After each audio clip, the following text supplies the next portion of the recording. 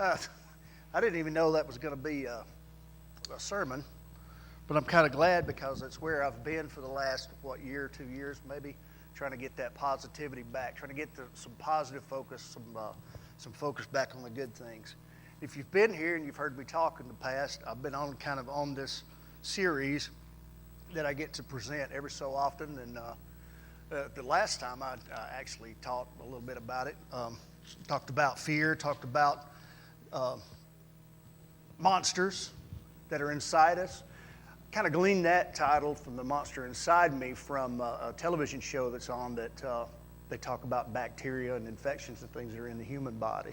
What I was able to do then is kind of relate that to the infections that we get in our spirit and in our mind and in our soul sometimes. And the monsters that we create in our imagination a lot worse than what Hollywood could ever create for you. Some of the images of the creatures that haunt me in my dreams and in my imagination are far much scarier than what Hollywood could ever create. If I could ever send that out to them and have them create that monster, it'd be a very intense horror movie. And most of us are that way. We imagine things that are far worse than they really are. So we have to remain positive. Remember I talked about a disorder that I actually have, and it's a mental disorder, and not that I'm crazy, but because that term is a loose term. I know people that are sane that act crazy, right? Einstein, he was a genius, very intelligent, but he acted crazy a lot of times. And sometimes it's just from awkwardness. So what we have to be careful to do is not label folks, don't judge folks. They could be just having a mental issue. Not always something that's demonic or whatever that's coming out. We're going to talk about that just a little bit more so we can kind of pinpoint ways to attack and ways to stop being attacked in our mind and in our spirit and in our body. Well, soul. Sometimes your body can't help it. Living on this planet, there's a byproduct. It's called sickness. You know, it's from the foods that we eat and from the air and the atmosphere and things that we have to live in. A lot of times we want to blame all the sickness on demonic activity or it's the devil or whatever. Not necessarily the case. Maybe you're a smoker and you know good and well that that's going to cause lung cancer. Well, if you keep doing that, you know what's going to happen. The devil's not making you do that. You're choosing to do that. Same thing with drinking. Same thing with standing out in the street. You know if you get out there, eventually a car's going to come up and hit you. So we train ourselves, don't play in the street. You tell your kids, right? Don't play in the street. Because those are situations that can happen. So talked a little bit last time when we were talking with some of the guys back here earlier about focusing on the positive things. We're going to talk about that more, I presume, in the upcoming sermon. But the way I approached it was don't focus on all the bad things because you can worry yourself to death. You know, there's nothing you can do about what's going to happen tomorrow at 1 o'clock. Do you know that? Nothing you can do about it. So why worry about it, right? You can what if anything to death. We had a guy in one of my training classes when I was a police officer. His nickname was What If. We would spend an hour listening to What If say What If. And finally we would just go, do not say what if ever again. We want to get out of here. We're trying to leave by 4 o'clock this afternoon. If you have one what if question, save it for after class. Because he would just, what if? Well, what if this happens? Well, what if this happens? And there's an old country saying for that. I'm not going to say it, but it revolves a bullfrog. Okay? So, you can what if the situation to death, right? You don't know what's going to happen 1 o'clock tomorrow. You don't. So why plan and worry about what's going to happen? It hasn't happened. So we can let our imagination run wild. There are some things that we know are probably going to happen if you've got a schedule or whatever. But I'm talking about you can't plan for everything that's going to happen to you. Here's what you have to learn. Faith in God that He has you in His hand, that He's going to keep you safe and protected and loved. And even if He doesn't, as in the case with Job, there's something coming at the end of that that's going to bless you and make you better at the end than it was at the beginning. So there's where faith comes in. Faith comes in by not having to plan every little scenario. Jesus said it this way. Don't focus and worry about tomorrow because sufficient today is the evil thereof. 5 minutes from now, I may have to deal with something that I didn't deal with 5 minutes ago. But I can't worry and plan and strategize the whole time about what I'm going to do 5 minutes from now. So if I do that, I'm going to drive myself crazy. And that's why I think my wife is with me and I'm with her because she lives in the moment. She has a great time living in the moment. If you ask her what's going to happen 10 minutes from now, she doesn't care. Right now, she just wants to have fun right now. And I don't mean that in a bad way. It's okay not to care about what's going to happen 10 minutes from now. I'm not saying don't plan and strategize. But don't worry about if you're going to fall over and bump your leg or whatever. If it happens, it's going to happen. Deal with it when it happens. Right? So you can drive yourself nuts. You have your Bible with you. Let's open it up to 1 Peter chapter 5 and verse 8. Now, I don't always call this the Bible. I call it our life's instruction manual. It's life's instruction manual. I don't think there's any topic in here that is not covered that's related to your life. And I'm talking everything from psychology, psychiatry, you name it, it's in here. Because what I just talked about is cognitive behavioral therapy, and Jesus said that. He said, don't worry about tomorrow. Just worry about what's going to happen today. And then he told John, or Peter, you know, they were arguing, well, where's he going to go? Don't worry about John. You take care of yourself, Peter, because you've got sufficient problems not to worry about where John's going to be. You've got some issues you're going to have to deal with. So, you see what I'm saying? It becomes everything that you need when you need it. There's even talking about drug use in here. The word pharmakeia or pharmaceuticals is mentioned in here. Most people don't even know it's in there, but it is. It talks about don't be under the influence of pharmaceutical drugs all the time. Now, there's a time when you need them. Trust me, there's a time when I have to have them. That's like every morning. And every night before I go to bed. And people can tell if I don't take my medication. Right? Because I don't get poked at, that I don't poke back. And when I do, it's usually ugly. And I don't mean it.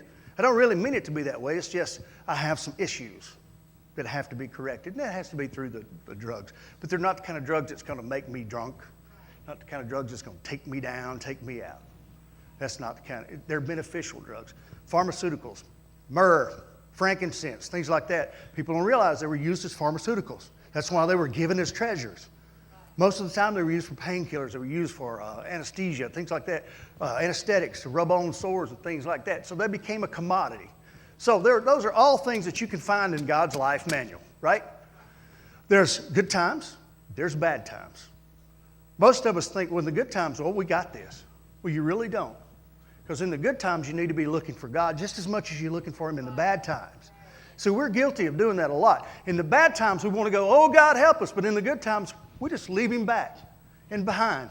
We don't even think, look at this beautiful scenery we have. God did this.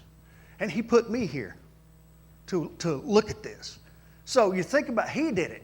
Think about all the good things. Because we tend to want to glory in ourselves. What I've done to get here. Well, no, it's not what you've done to get here. It's what God has done in you to get you here. It's what God has worked in you. If I'd never been in position here sitting in this church, there'd be a lot of things in my home life, my family life, and everything that would not have gone the way they needed to go. I'd have still been trying to live it by the world and not by the Word. And that will not work.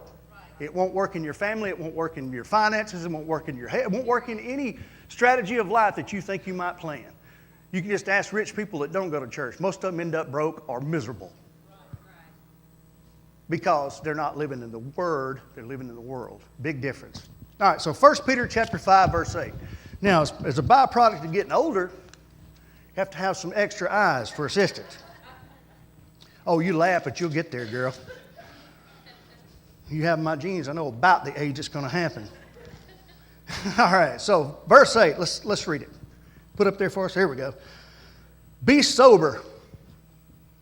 And I don't know what version of the Bible you have, but it says in spirit in this one. Be sober, be vigilant. For your adversary, the devil, as a roaring lion, walketh about, seeking whom he may devour. And then it doesn't stop there. Most people want to stop there. Don't stop there. Whom resist, steadfast in faith, knowing that the same afflictions are accomplished in the brethren, or among you, among us, as that are in the world. Now, why? You live here. Plain and simple. I know the Scripture says, come out from among the world and be ye separate, but can you really, really do that physically from all the world around you? That's not what it's talking about anyway. The world is the way things happen, the way things are arranged, the way things are done, the way people approach things. Their approach is different from God's approach if they're not walking in His Word. That's what it's talking about. Be a part of this world, and as you walk in this world and this Word, then you affect this world. Right? You see what I'm saying here? So there's how the difference. There's how it's really supposed to work. When you go into your family life, you're not supposed to treat them like some of the other abusive family situations going on. You're supposed to treat them like God would treat them. You're supposed to be a husband to your wife, and you're supposed to be a wife to your husband. The wife is not supposed to run everything. It drives me nuts on these commercials that they make the man so stupid looking that he can't even close the window without the wife or the woman telling him how to close the window. And what that does, it trickles into our community. Next thing we know, men are so weak and they're so puny, we have to set different standards for different people. That drives me absolutely nuts. I want to protect my wife. I don't want her to have to stand up and fight. That's my position, to cover and protect her. Right? By her submitting to me and being with me doesn't mean she's inferior to me. It just means that she has a different position. And I've said this before, yeah, you're the king of your castle, but when you're not there, she's the queen. So when the queen is on the throne, it doesn't matter who comes in there. They're going to have to answer to the queen. Go to England and see if you can't usurp the queen's authority. Try it. It won't happen. Okay? Now, they have ministers of defense and things like that run things, but for the most part, the queen is still the queen. Right? But when the king's there, the queen co-rules with the king. So there's the ways that you approach and get your thinking right. Okay? All right, so there was a movie that came out back in, I think it was 96. It was called The Ghost of the Darkness. And it's the ghost and the darkness. And so kind of what I'm doing with this is playing on the words of ghost in the darkness. Okay? So you got ghost in the darkness, ghost and the darkness. We'll tell you real quickly the story, just kind of a synopsis of it. It's in your notes. There are some typos. I don't know if Delbert corrected them, but I was typing as fast as I could type. So around 1896, there were two African lions that were known locally. One of them was called the Ghost, the other one was called the Darkness. They killed a number of workers on an East African railroad, and if you've seen the movie, they kind of enhance it a little bit, but for the most part, they stay with the storyline. And so kind of a brief synopsis is there was a British foreman who was a colonel in the army, the British Army. They called him in to supervise because these workers were disappearing. Sometimes they would just find body parts. They didn't know exactly what was going on. So they were building a railroad. They were building specifically a bridge for a railroad to go from one part of the continent to the other. And what was interesting to me as I read the story is it was part of a civilization in Kenya that was called the Dark Continent. Now that's going to be very important for where we're going. Now all the songs we sing kind of led up to this darkness thing and seeing the light. So the Dark Continent is where they decided to build this railroad. Now the idea for that is to get supplies and commodities and all the things that they need to live off of to sustain them into that Dark Continent with the railroad, right? It became a way to provide for that continent. It also became a way for them to provide the commodities they have out so that trade could go in and out. These people could survive that way. So that's kind of what the design of it was for. But there were two lions, actually. And we'll talk about them individually because it's kind of how it goes from here. If you remember Job, what he went through, I'm going to relate that to this as well, and you'll be able to kind of put the pattern together. But anyway, the colonel's name was John Henry Patterson. He came in from India to oversee the construction of the railroad and as part of a permanent bridge that went across the continent. And just within a few days of his arrival, people just began to disappear. Now, he didn't know what was going on. He didn't live there. He wasn't from there. He came in, but the locals started telling him that there's a lion. It's attacking and killing people. At the time, they didn't know there were really two lions, but they thought one lion. So I told them a lion was attacking workers. Now, remember what we just talked about? Your adversary, the devil, is a roaring lion, walketh about, seeking whom he may devour. We're going to tie all this together. But the reports of the sightings just started pouring into him, and he couldn't ignore the fact that there were dead workers for sure. So they started kind of realizing that there was two lions involved in this thing. And the lions clawed its way into one of the tents and attacked the sleeping workers. Now, the workers were asleep. It's very important because it's a specific time when an attack takes place from this lion or from this adversary. It's in times of sleep, times when you're not sober, times when you're not vigilant. It's like we talked about in 1 Peter. So, and these are highlighted in my notes. I'm going to hit on these high points. So you have a lion, and then you have it attacking when they're asleep, and then you have it attacking at night. Very critical in a time of darkness. One night, one of the lions broke into the hospital tent and dragged away one of the patients. And so he decided just to move the hospital. Well, guess what? They found it. They followed the hospital. Now, what made this attack so strange was that typically lions don't attack humans. You rarely ever see a lion coming out to attack a human, that a human is not out there poking and prodding at it. It blows me away how they'll get right up on them with a camera expecting this lion just to lay there. They feel threatened. When they feel threatened, they will attack. But here's the thing. Most of the time, most animals do not like the taste of humans, which we're fortunate. That's a good thing. And really, to be honest with you, it has to do with your diet. The things that humans eat, most animals wouldn't eat. And they don't like the taste of human flesh because we absorb the things from our food and the things that we regularly eat. We have chemicals in there, we got steroids, we got all kinds of things. Unless you eat whole natural foods, for the most part, you're consuming chemicals, right? And that's not necessarily awfully bad things. There are some food that needs to be cleansed. It needs to be sterilized. You know, it's kind of like eating sushi all the time. If you don't expect to get sick, you better not eat sushi. Because at some point, it's not going to agree with you because it's raw food. And they warn you, the consumption of raw food may cause serious health injuries. They tell you on there, right? That warning wouldn't be there if somebody hadn't gotten sick from it. So it was a warning that bad things could happen if you partake in this kind of behavior. Right? So anyway, after it attacked the worker, they drug him out. He was actually a water carrier. And they drug him out, and the only thing they found the next day was his head and one of his hands. So they ate the whole body except the head and the hand. Now think about that. The thing that he thought with and the thing he applied life with was the only thing that lion didn't consume. Is the output that his hand could do and what he could think. Took everything but that, ate him up. Left his head and his hand, his strength and his thoughts. It's a good symbol, a good picture of that, right? Sometimes that's what happens. We get so consumed that we get buried up in the things that we want to try to do and the things that we try to think of, and we'll worry until we're consumed with it. And it's usually a time of darkness, a time of not being able to see correctly. So anyway, so he sets up an ambush for these lions. Kind of set up this tree stand kind of thing, if you call it that, and baited it out with some goats for this lion to come in and eat. Well, the problem with that thinking is, yeah, they would eat the goats, but by that time they had developed a taste for humans. So they had conditioned themselves to eat humans. So human became their diet. That's what they wanted to eat, was humans. And so since all these railroad workers were there, they had a lot more access to the humans than they did the goats. They could just sneak in there and drag one of them out and go to eating on them. And that was what would happen. Come in the middle of the night and grab the human. And they lived in these things called bomas. They were kind of like a tent, so to speak.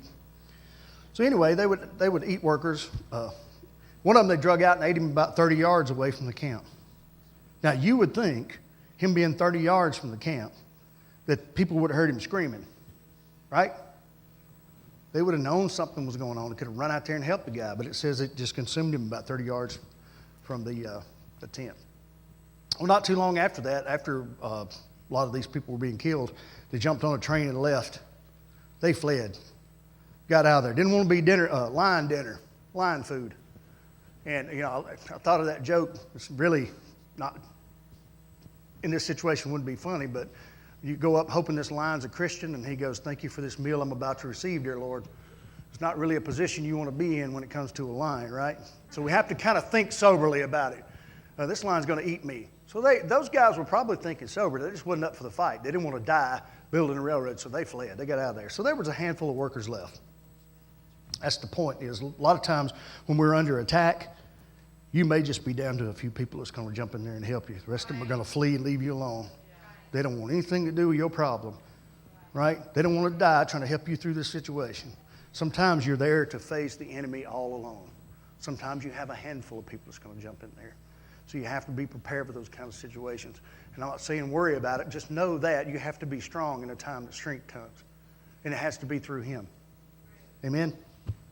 All right. So anyway, when the lion came out on this one particular night, around December the 9th, Patterson was able to shoot this thing and wound it. Now you've got a wounded lion Get me? Wounded lion. He's been wounded. He's been poked at. And so now what's he going to do? When he comes back this time, he's going to be even madder and even worse when he comes back this time because you poked back at him, but you didn't finish the job. You just wounded him. You didn't make sure that it was out of your life. So anyway, and this takes place a couple of times. He actually comes back in after thinking he was going to come back and eat the rest of the goats, but instead of going after the goat, this lion in particular, or both of them actually, but the one that came back that night focused on attacking Patterson. By then, he had related an identity to this person that he was ready to attack. So there's when you know that you're under attack, is when you've been identified as a target. And he was identified as a target, and it began to chase after him. So anyway, he was able to shoot this thing a couple of times and kill it. By then, they had sent him in a high-powered rifle, a couple of them. Some weaponry, that's the point. He was given the weapons he needed to fight against the adversary that came. Well, so are we. So only one of the lions remained. Now, the interesting thing that I thought about these particular lions is they were maneless. They didn't have a mane. And they're actually on display in a museum. You can go look this stuff on the internet or look it up in the books. But they actually took the remains of the lion and stuffed them and put them up. And they don't look like male lions, but they are because they don't have manes. So we associate that king of the jungle as having this mane. And the mane, we almost kind of associate it with a crown, right? Well, who wants to give the devil a crown? So he's a maneless lion. He has no position of authority that God doesn't give him, right? So you have a maneless lion that attacks. Now, don't think for a minute that he can't devour you, because he can. If you don't stand fast, if you don't resist. So what happens is, in the story, these guys begin to resist. So they would wait. At nighttime, when the enemy or adversary of the lion would come in and attack, they wouldn't go chasing after this thing in the dark because they couldn't see. They would wait till the morning when the light came up. Then they would go after this lion. Well, here's the thing. The adversary had been up all night attacking. So what's the adversary going to do? Sleep during the day, right? Now, we had to say it when I was a police officer and I worked third shift, that the freaks come out at night. And if you don't believe that, all you have to do is about 3 o'clock in the morning get out in what they call the hood. And I promise you, you will see some things that you never thought existed. And I don't mean just... I could show you places, and by that I didn't mean anything negative to anybody, because there are different locations where all the different crimes take place. They're not specific to one group of people. They happen all over the place, right? And Faith can attest to that. She did some time, worked with the police. She didn't do time. She worked with the police department for a while.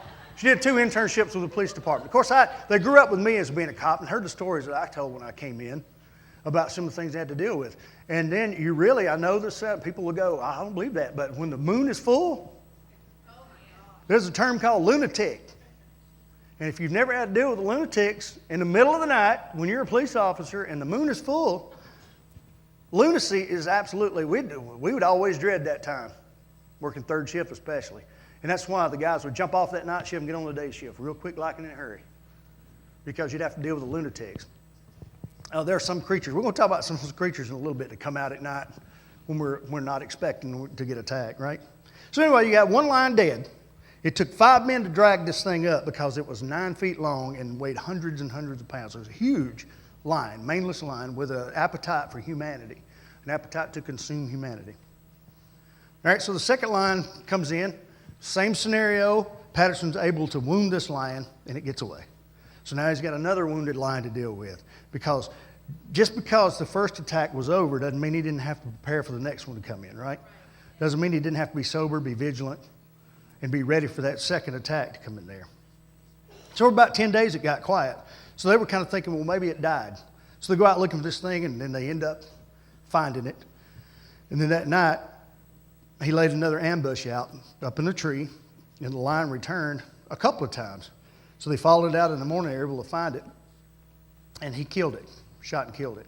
And it's on display. Now, the tallies of the deaths that resulted from that range anywhere from 28 to 135, depending on who you're talking to. Now, the railroad company says 28 because they don't want the bad publicity. But Patterson, being there on the ground, says there were about 135 people killed by this. So a lot of times you can pay a high price for an attack when you're not exactly prepared for it. Those guys paid a really high price. That community paid a really high price. And that railroad, their productivity paid a really high price with 135 bodies, which is what I tend to kind of lean toward anyway. So anyway, that's a literal story. So hang on to that, right? Because we're going to talk about, it says be sober and be vigilant, right? Well, what does being sober mean?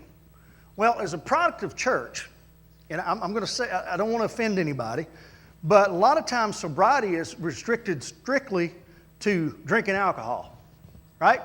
But I'm telling you, there are many, many more ways to be not sober than just drinking alcohol. A couple of weeks ago, I went through surgery. I had never been put to sleep, never been put under.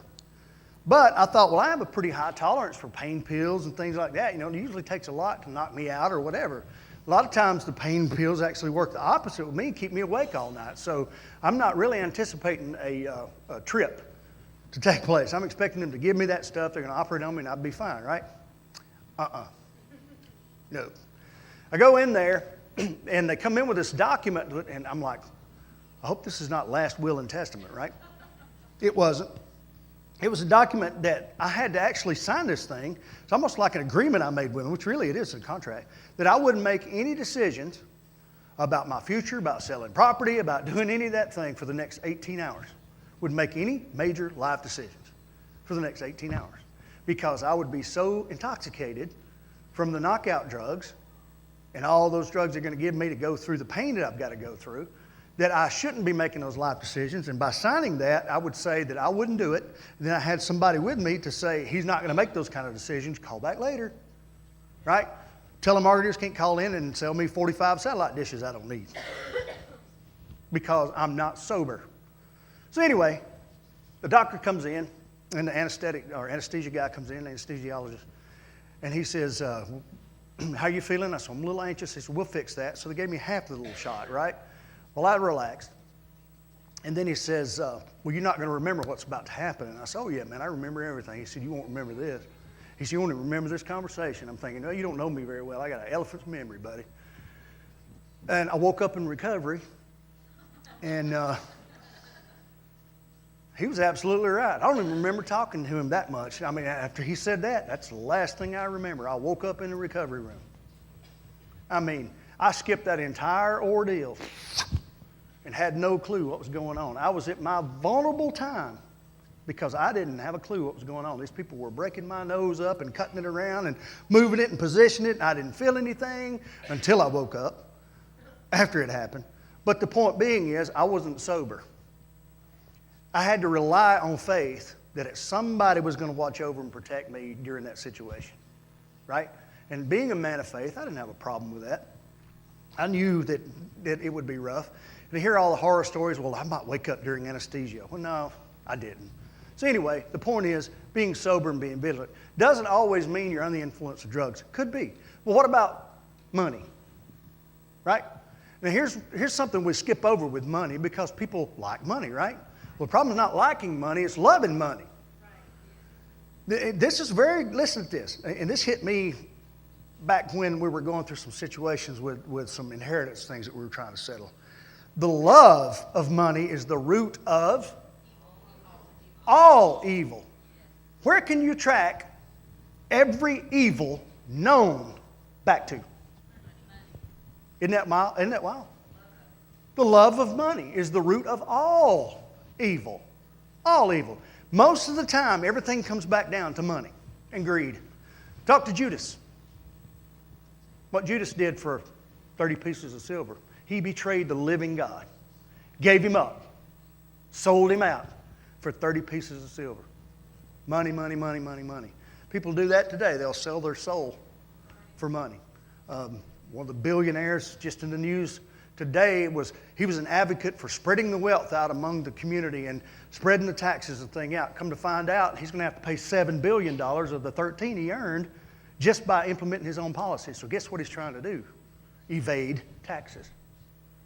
Now, he all of a sudden he doesn't want to pay his $7 billion. He wants everybody else to pay it out, but he didn't want to pay it out. Why?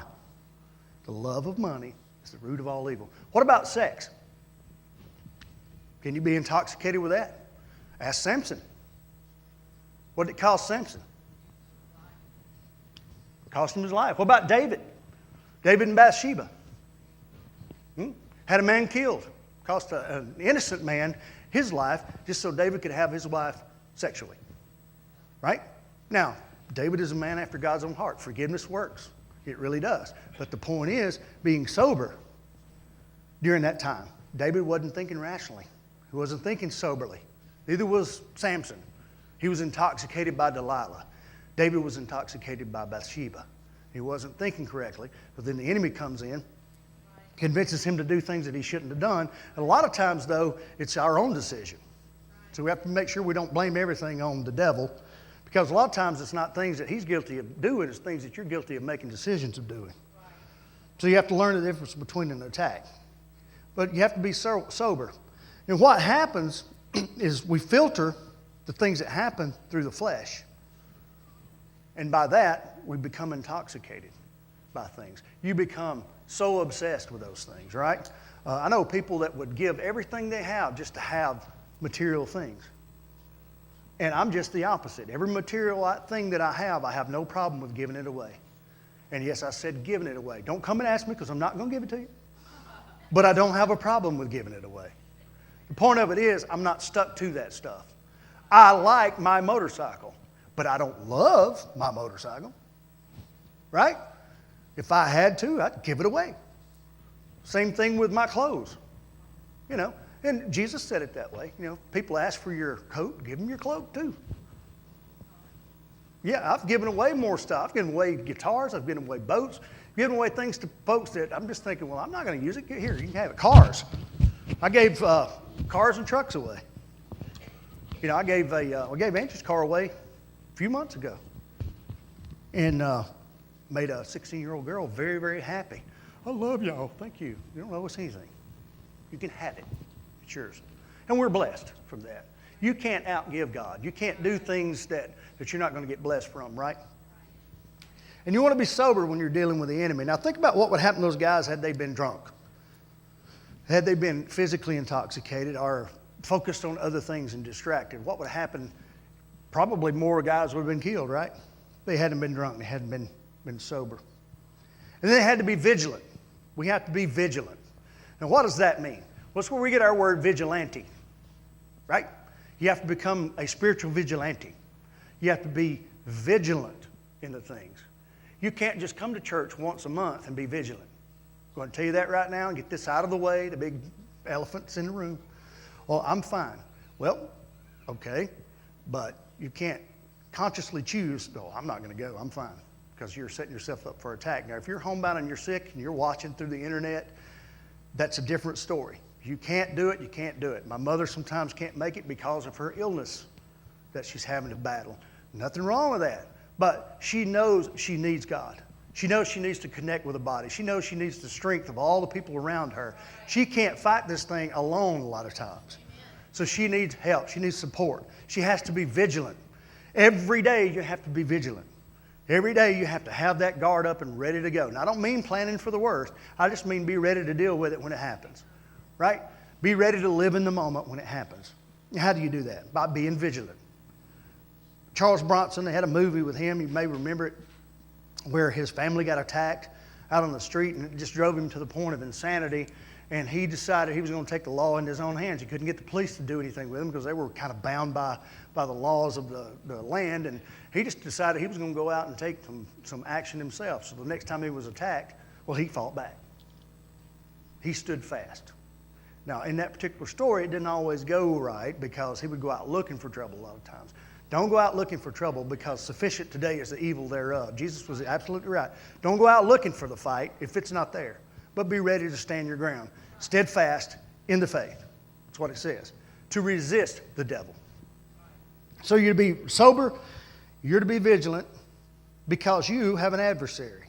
Now, I don't normally, and Pastor Delbert doesn't preach a lot about Satan, the devil, whatever you want to call him, because I don't give him any place. I don't give him any position. He's not God's adversary. People would have you believe that the devil is God's adversary, and at the end of the world, they're going to fight it out. That's not true. He is not God's adversary. He is your adversary. Look at what happened to Job. Job teaches you an awful lot. Satan came up before God. God said, where have you been? He said, I've been out tempting folks and been out doing my job. Well, have you tried Job? No, because you protect Job. Well, I'll take my protection off. And y'all know the story. We went through it here a while back. And the devil got to go in and destroy his material things, destroy all the stuff he had built and worked for, and then eventually got to touch him without killing him. Right? So he was attacked. Now, here's the thing about that story with Job. Job didn't know it was coming. He had no clue it was coming. And all the support groups around him, you just go ahead and curse God because he's the one doing this. Is that true? Nope. God allowed it, but the adversary was attacking Job. See, the adversary won't attack God. He already knows that's a useless attack. But he will come after God's people because you're supposed to be doing what God does in the earth yourself. You're supposed to become the God to this world by representing him. Right? And I don't mean that you are God. I'm just saying you have to be in a position to relay what he wants to be relayed to humanity. Love, honor, respect for everybody, and that Jesus died on the cross for them just like he did for you. Right? So you become his ambassador. You become the ambassador of Christ. That's what that phrase actually means. You become the representative, the spokesman for God. Or as they look at him, and Jesus said, if you've seen me, you've seen the Father. Well, if you've seen us, you're supposed to have seen Jesus. Right? You're supposed to see him working in you. And when they look at you, they're supposed to see the works of Christ. Right? And we're going to talk about that. Because the attacks would happen in the darkness. And we know where the light is. All right, so we're going to go to John chapter 12. The attacks happened in the darkness, and I thought this was interesting. So you to be sober and to be vigilant. All right? You can't help a lot of times what happens at night. John 12, 35 through 37 says this. Jesus said unto them, Yet a little while is the light with you.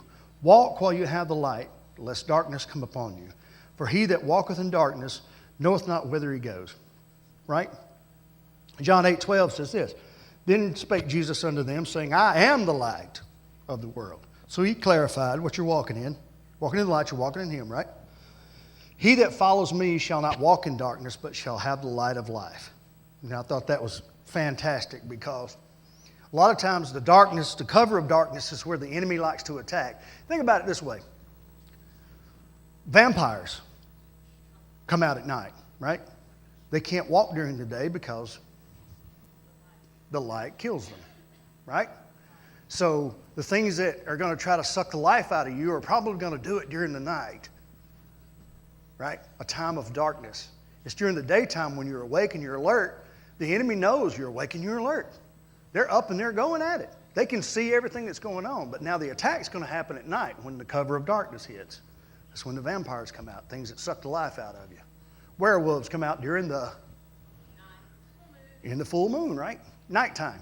All right, let's make it a little more relevant. Baltimore, several days ago. What happened during the day up there? Not much.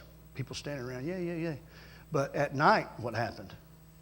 When the darkness fell, what happened? Riot, chaos. Thought it very interesting that the cowards that do that wear masks to cover their identity, to conceal their face from you, so they can come in and consume and destroy the entire community there under the cover of darkness. Isn't that the way it happens? You get consumed under the cover of darkness by the enemy that comes in. And because if you know when somebody's coming to attack, you know when the enemy's coming to break in your house, you're prepared and you're ready, right? Well, if you're sober and you're vigilant, you're ready even when you're asleep because you're walking in his word and you're armed. As a Christian, you're supposed to be armed. Armed and dangerous to the enemy. You're supposed to put on your breastplate of righteousness. You're supposed to wield your sword of faith, right? Which is because it's alive and powerful, right? So weapons, we're given weapons. Just like the colonel in the story was given the guns, we're given weapons. You're given a sword, you're given a shield, you're given a helmet, you're given a breastplate of righteousness. All these things paint a nice spiritual picture of the weaponry that you're given. You're given everything you need to live in victory and defeat the adversary every time, every single time. Every single time. Don't give in and listen to people who tell you that your adversary is even bigger and meaner than you are, and at the end of the world he's going to stand up and fight God. That drives me nuts. Same people that tell me God is all-powerful tell me he's going to have to fight it out at the end of the world. Well, let me ask you this. Is there any scenario that you can think of where the devil wins? No. I'm listening. I mean, even if you follow their strategy, the devil still loses. Right? In the end, God always wins. So what are we worried about? Why worry about tomorrow or 10 minutes from now or an hour from now? Deal with what you got to deal with right now. Let all that take care of itself. Because you stand fast in the faith. Standing fast in faith. Have your feet planted, shod with the gospel of truth. Planted firmly, rooted. When the enemy comes and attacks, you won't be moved. When we sing that, I shall not be moved, like a tree planted by the living water, right? All right, so stand fast in the faith, put on your armor. Now, some of this is not in your notes, it's just nuggets that are coming to me or had come to me later in the sermon. But as Jesus was the light, and He's a light of life, He's a light that shines its way. It says don't walk in the darkness. Now, He's not talking about literal darkness. Could be. I have flashlights. I use them at night so I can see where I'm going. The older I get, I have to have these things where I can see where I'm going. So I have to have the assistance is the point. Sometimes you have to have His light lighting your path. And I would say all the time you have to have His light lighting your path. Because you can't go out and face the adversary without the light of life and being able to see what you need to see. Even the military guys use infrared night vision. And basically, that is just a light gathering device that gathers the light up so they're able to see in the darkness.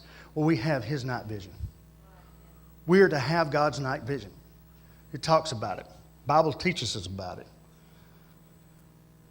John 8:12. Then spake Jesus unto them, I am the light of the world. He that followeth me shall not walk in darkness, but shall have the light. He is your night vision. In the times when you're in the dark, He's the light that shines through. Now, here's the thing. We tend to make decisions of the flesh. The flesh is very, very weak. So any decision made through the flesh is going to be very, very weak. But if we make it through the Word and through God, His Word is alive and powerful. So decisions we make through that are alive and so it's a choice you have to make, right?